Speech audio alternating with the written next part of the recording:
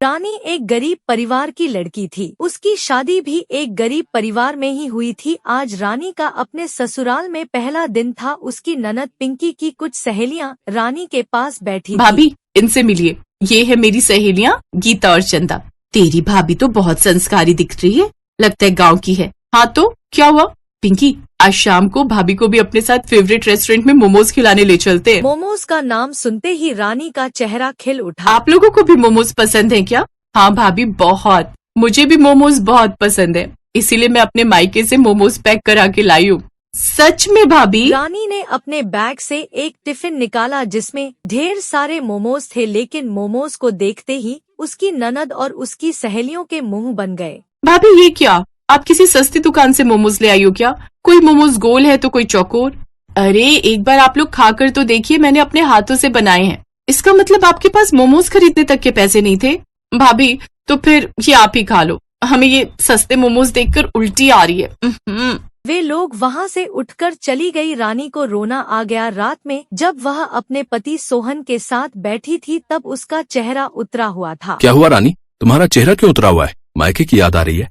रानी ने सारे मोमोज कचरे में फेंक दिए थे। उसने अपने पति को मोमोज वाली बात नहीं बताई और सिर्फ इतना कहकर टाल दिया कि उसे अपने माता पिता की याद आ रही है। कोई बात नहीं, अभी नई नई शादी हुई है ना, तो ऐसा हर लड़की के साथ होता है। अरे रानी बेटा, सोहन तो सुबह 6 बजे ही निकल गया था। जल्दी से कुछ खाना बना दे, मैं उसको दे आती हूँ। हाँ माँ जी, मैंने भी उन्हें रोकने की कोशिश की पर वो रुके ही नहीं। मैंने खाना बना दिया है, ऐसा करती हूँ मैं ही दे आती हूँ। अरे नहीं नहीं रानी बिटिया, अभी तेरी नई नई शादी हुई है। उसकी सास खाना देकर वापस आ गई। घर आते ही उसकी सास गुस्सा होने लगी। इन मोहल्ले वालों को पता नहीं क्या हो गया है। बाहर देखो कितने सारे मोमोज पड़े हुए हैं। जब खाना नहीं होता तो इतना सारा मंगा क्यों लेते हैं? रानी को तो पहले से ही पता था कि वह मोमोज उसने ही फेंके थे, पर उसने कुछ नहीं बताया। अरे माँ जी, आप गुस्सा मत करो, मैं साफ कर देती हूँ। वहीं दूसरी तरफ जिस बिल्डिंग में सोहन काम कर रहा था वहां पर वह ईंटें ऊपर चढ़ा रहा था, लेकिन सीढ़ियां चढ़ते समय अचानक उसका बैलेंस बिगड़ा। सारी ईंटें उसके ऊपर गिर गई, जिससे उसके कंधे और खोपड़ी में चोट आ गई। उसका खून बहने लगा। तभी भागकर ठेकेदार और बाकी के लोग उसके पास आ गए। खून रुकने का नाम ही नहीं ले रहा था। बोलो उसे उठाकर क्लिनिक निकले गए और वहाँ पर उसका इलाज किया गया। शाम को ठेकेदार सोहन को लेकर उसके घर आ गया। उसकी माँ, बहन और रानी उसे देखकर बहुत ही हैरान हो गए। हे भगवान, ये क्या हो गया मेरे बेटे को? ठेकेदार साहब, ये सब कैसे हुआ? बहन जी अब क्या बताऊं, इन लोगों का दिमाग काम पर तो रहता नहीं है। ईंट के ऊपर चढ़ा रहा होगा और जैसे ही सावधानी हटी है दुर्घटना घट गई। ये लीजिए, आज तक की इसकी दिहाड़ी। कुछ महीनों तक ये काम नहीं कर पाएंगे। इतना कहकर ठेकेदार वहां से चला गया। उस घर में काम करने वाला सिर्फ सोहन ही था। यहाँ तक कि खाना बनाने तक के पैसे नहीं बचे। ये मेरे पास 100 रुपए बचे हैं। जाओ तुम और पिंकी जाकर बाजार से जूस ले आओ, ताकि कम से कम सोहन तो ठीक हो जाए, वरना हम लोग भूखे मर जाएंगे। लेकिन सोहन ने कुछ भी खाने से मना कर दिया। घर वालों की ऐसी हालत देखकर सोहन की आंखों से आंसू निकल रहे थे। रानी अपने पति को इस हालत में देखकर बहुत दुखी हो रही थी। तभी उसके पास उसकी ननद पिंकी आई। भाभी, अब तो दुकानदार ने हमें राशन भी उधार देने से मना कर दिया है, क्योंकि उसका पहले से ही बहुत उधार है। आपको मोमोज बनाने तो आते हैं ना, वही बना दीजिए। ननद जी, मेरे सस्ते मोमोज देखकर आपने और आपकी सहेलियों ने तो उल्टी कर दी थी। क्या पता किसी को पसंद आए या ना आए। भाभी हमें माफ कर दीजिए, हमें नहीं पता था कि हमें ये दिन भी देखने पड़ेंगे। मैं मोमोज तो बना दूंगी, पर मोमोज बनाने के लिए भी सामान चाहिए होता है ना, वो कहाँ से आएगा? उन दोनों की बातें सुनकर सोहन बोला, अब तो हमारे पास इतने पैसे भी नहीं बचे कि हम जहर खाकर मर सके। यह सुनकर रानी को झटका लगा। आप लोग परेशान मत होइए, मुझे बस एक दिन के लिए अपने मायके जाने दीजिए, मैं कुछ न कुछ इंतजाम जरूर कर लूंगी। बेटा, तेरा परिवार भी तो बहुत गरीब है। अभी अभी रानी अपनी ननद पिंकी को लेकर मायके चली गई। उसने मायके में अपने पति के बारे में कुछ भी नहीं बताया। पिंकी से भी कुछ न बताने के लिए मना कर दिया। रानी बिटिया, तू तो अपने मायके का रास्ता ही भूल गई। तुझे भी हमारी याद तब आई जब तुझे अपने पसंदीदा मोमोज खाने का मन हुआ। ये ले, सारा सामान इस बोरी में पैक कर दिया है। अभी अभी रानी और पिंकी मोमोज बनाने का ढेर सारा सामान लेकर लौट रहे थे। तभी रास्ते में पिंकी ने कहा, भाभी आपने इतना सारा सामान क्यों ले लिया? माँ जी क्या सोच रही होगी? मेरी माँ तेरी उन घमंडी सहेलियों की तरह नहीं है जो कुछ भी सोचने लगे। मैंने एक प्लान सोचा है। माँ की और सोहन की हालत मुझसे देखी नहीं जा रही। जरूरी नहीं है कि घर को हमेशा एक मर्द ही संभाले, हम दोनों भी तो मिलकर कुछ दिन के लिए घर संभाल सकते हैं। आपकी कहने का मतलब है हम मोमोज बनाकर बेचेंगे? क्या बात है पिंकी, तू तो मेरे कहने से पहले ही समझ गई। भाभी ये तरीका बहुत अच्छा है। वैसे भी आजकल की लड़कियाँ कुछ भी कर रही हैं। आपने उस बड़ा पाव गर्ल के बारे में तो सुना ही होगा। रातों रात करोड़पति बन गए वो। हमारे घर के बाहर जो बरगद का बहुत बड़ा सा पेड़ लगा हुआ है ना, वहीं पर हम मोमोज बेच सकते हैं। लेकिन आपके बनाए हुए ये सस्ते मोमोज आखिर खाएगा कौन? यह सब बातें करते करते हुए वह लोग घर पहुंच गए। सबसे पहले उसने घर में मोमोज बनाकर सोहन और उसकी माँ और पिंकी को खिलाए। मोमोज खाने के बाद उन लोगों को स्वाद बहुत अच्छा लगा। भाभी, आपके हाथों में तो जादू है। ऐसा लग ही नहीं रहा है कि ये मोमोज है। ये तो ऐसा लग रहा है जैसे किसी 5 स्टार होटल की कोई डिश है। उस दिन मेरी सहेलियों ने इन्हीं मोमोज की बेइज्जती की थी ना, अब उन्हें पता चलेगा। रानी, तुम लोग ये जो करने जा रही हो ये मत करो।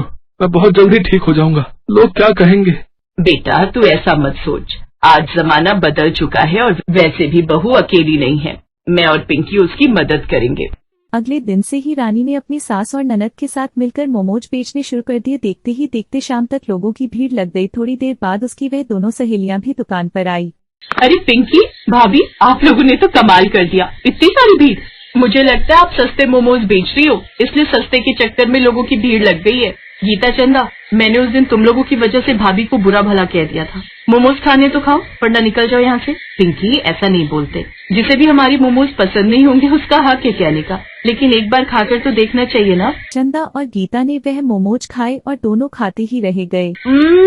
भाभी, ये क्या है? ऐसे मोमोज तो हमने कभी नहीं खाए। आपके ये मोमोज सस्ते नहीं बल्कि इतने महंगे हैं कि इन्हें कोई अफोर्ड ही नहीं कर सकता। 1 महीने में उन लोगों ने बहुत पैसे कमा लिए। अलग अलग तरीके के मोमोज बनाने शुरू कर अलग अलग तरीके के मोमोज के अलग अलग प्राइस भी रख दी। फिर भी लोगों की भीड़ कम नहीं हुई बल्कि दुगनी हो गई।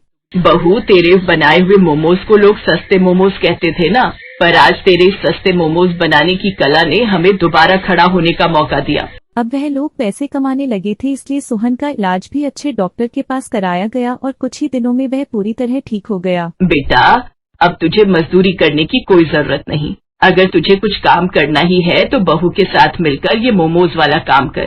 फिर पैसे इकट्ठा करके अपना खुद का रेस्टोरेंट या होटल खोल लेना। तो इस तरह हारी हुई बाजी को रानी के सस्ते मोमोज ने फिर से जीता दिया और हार कर जीतने वाली को ही बाजीगर कहते हैं।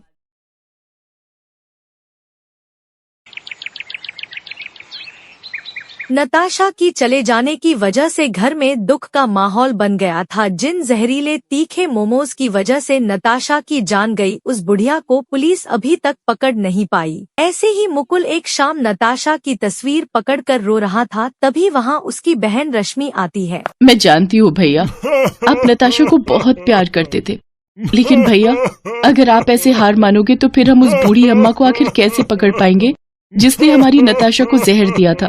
हमें उसका पता लगाना ही होगा और उसे उसके किए की सजा भी दिलानी ही होगी। तुम बिल्कुल सही कह रही हो रजनी। जिसने भी मेरी नताशा के साथ ऐसा किया है, मैं उसे सजा जरूर दिलवाऊंगा। हमें यह पता लगाना ही होगा कि आखिर उस अम्मा ने ऐसा क्यों किया जो उसने उसे जहर वाले मोमोज खिलाकर मार डाला। तुम अभी मेरे साथ पुलिस स्टेशन चलो, मुझे बुढ़िया का स्केच बनवाना है। मुकुल अपनी बहन रश्मि को लेकर पुलिस स्टेशन जाता है और उस बुढ़िया का स्केच बनवाया। पुलिस उस बुढ़िया की छानबीन शुरू कर देती है। पुलिस बुढ़िया की तलाश शुरू कर देती है, लेकिन उसका कहीं भी पता नहीं चलता और आखिरकार थक हार कर पुलिस ने केस बंद करना पड़ता है। नताशा के पिता एक रोज मुकुल से मिलने आते हैं। बेटा, मैंने अपनी इकलौती जवान बेटी को खोया है। मैं ऐसे हाथ पे हाथ रखकर नहीं बैठ सकता। मुझे किसी भी हालत में उस बुढ़िया को सजा दिलवानी ही होगी। आप बिल्कुल सही कह रहे हैं अंकल जी। जब तक मैं इस बात का पता नहीं लगा लेता कि आखिर उस बुढ़िया ने नताशा और रजनी को वो जहरीले तीखे समोसे देने की कोशिश क्यों की, मैं चैन से नहीं बैठूंगा। ऐसे ही कुछ दिन बीत जाते हैं। फिर एक रोज मुकुल अपनी मीटिंग के लिए शहर से बाहर जा रहा था तो रेलवे स्टेशन पर उसकी नजर एक बूढ़ी अम्मा पर जाती है जो कि मोमोज बेच रही थी। मुकुल सोच में पड़ जाता है। अगर मैंने सीधे जाकर इससे सवाल किया तो ये यहां से भाग जाएगी, फिर हम कभी नहीं जान पाएंगे कि इसने ऐसा क्यों किया। पहले मुझे इसे अपनी बातों में फंसाना होगा। राम राम काकी, ये मोमोज कैसे दिए? 20 रुपए प्लेट है बेटा। अरे वाह, ये तो बहुत ही सस्ते हैं। अरे बेटा, इस उम्र में तो बस पेट भरने के लिए कमा लूं उतना ही काफी है। महंगा बेचकर मैंने कौन सी जमा पूंजी इकट्ठी कर लेनी है। बोलो कितनी प्लेट करूं? आप 1 प्लेट पैक कर दो। वह बुढ़िया जल्दी से 1 प्लेट पैक करके मुकुल को दे देती है। मुकुल वह मोमोज लेकर उस डॉक्टर के पास जाता है जिसने नताशा और रजनी का इलाज किया था। डॉक्टर जल्दी से उन मोमोज का टेस्ट करता है और मुकुल से कहता है, मुकुल, इन मोमोज में भी जहर मिला हुआ है। ये वही जहर है जो नताशा और रजनी के पेट में से मिला था। रजनी की जान तो मैंने जैसे तैसे बचा ली थी, लेकिन नताशा के पेट में ज्यादा मात्रा में जहर जाने की वजह से उसकी जान चली गई। ऐसे तो न जाने ये कितने लोगों को जहर दे चुकी होगी और कितनों को मौत की नींद सुला चुकी होगी। हमें कुछ ना कुछ करना ही होगा, नहीं तो न जाने ये कितने लोगों की जान ले लेगी। इतना कहकर मुकुल पुलिस स्टेशन जाता है। इसके बाद वह इंस्पेक्टर से मिलकर उस बुढ़िया को पकड़ने का प्लान बनाते हैं। ऐसे ही एक रोज मुकुल उस बुढ़िया के पास जाता है। राम राम काकी, कैसी हो? आपके ये तीखे मोमोज तो मेरे सभी दोस्तों को बहुत पसंद आए, और मेरी बहन, उसका तो पूछो ही मत, वो तो आपकी फैन ही हो गई। आप ऐसा करो, आज 5 प्लेट पैक कर दो। तुम जैसे लोगों की वजह से ही तो मुझ गरीब का पेट भर पाता है। मैं अभी 5 प्लेट पैक कर देती हूँ। लेकिन बेटा, तुम अपने आस पड़ोस के बच्चों को भी कहना कि मुझसे ही आकर मोमोज खरीदा करे, उन्हें अच्छा स्वाद मिलता रहेगा। वैसे आपके मोमोज में तो कुछ अलग ही स्वाद आता है, इसमें कोई मीठा जहर मिलाती हो क्या? क्या कह रहे हो बेटा? भला मैं क्यों मीठा जहर मिलाऊंगी? मेरे कहने का मतलब है कि प्यार वाला जहर मिलाती हो क्या इसमें? तभी तो आपके मोमोज जो खाता है वो बार बार यहाँ जरूर आता है। ये लो बेटा, ये तुम्हारे तीखे मोमोज तैयार हो गए। अब तुम यहाँ आते रहना। ऐसे ही वक्त गुजरता जाता है। धीरे धीरे मुकुल ऐसे ही उस बुढ़िया का भरोसा जीत लेता है। फिर एक रोज वह उस बुढ़िया से कहता है, अम्मा, तुम्हारे मोमोज की रेसिपी मुझे भी बताओ ना, ताकि मैं भी ऐसे मोमोज बना सकूं। ऐसा करो, आप मेरे साथ मेरे घर चलो और मुझे भी ये बनाना सिखाओ। नहीं नहीं बेटा, मैं तुम्हारे साथ नहीं चल सकती। तुम्हारा भी परिवार है, वो सब क्या सोचेंगे? किस बूढ़ी मुसीबत को ले आया। काकी, मैंने सबसे बात कर ली है, किसी को भी कोई आपत्ति नहीं है। इसके बाद मुकुल उसे अपने घर लेकर जाता है, जहां पहले से पुलिस, डॉक्टर नताशा और उसके पिता मौजूद होते हैं। काकी, आपने मुझे पहचाना? याद आया कौन हूँ मैं? नहीं बेटा, अब नजर कमजोर हो गई है तो पहचान पाना मुश्किल है। इस लड़की को तो अच्छे से पहचानती होंगी ना आप? हाँ, ये लड़की तो आती थी मेरे पास, लेकिन आखिर आप लोग ऐसे शक भरी निगाह से क्यों देख रहे हो मुझे? क्योंकि काकी, अब हम सब जानते हैं कि आप अपने मोमोज में जहर मिलाती हो, और आपकी वजह से ही मेरी दोस्त नताशा की जान चली गई, और आज ये पुलिस आपको पकड़ने के लिए ही यहाँ आई है। अम्मा, आपके लिए बेहतर यही होगा कि आप अपना सच कबूल कर लो। क्योंकि मेरे जवान बेटे की मौत भी इसी वजह से हुई थी। उसे किसी दोस्त ने मोमोज में मिलाकर जहर खिला दिया था, और जिसने ऐसा किया उसका मुझे आज तक पता नहीं चला। इसीलिए मैं सबकी जान ले लूंगी। लेकिन एक इंसान की वजह से आप सबकी जान नहीं ले सकती। माता जी, आपने ऐसा नहीं करना चाहिए था। आपको हमारे साथ थाने चलना होगा। चलिए। पुलिस उस बूढ़ी औरत को गिरफ्तार कर लेती है। इसके बाद से शहर में जवान मौतों का सिलसिला रुक जाता है। बूढ़ी काकी को 3 साल की सजा होती है। साथ ही वह उस लड़के को पकड़ लेती है जिसने उस बूढ़ी काकी के बेटे को जलन के मारे मोमोज में जहर मिलाकर खिलाया था। प्लीज वीडियो को लाइक करें और चैनल को सब्सक्राइब करें। धन्यवाद।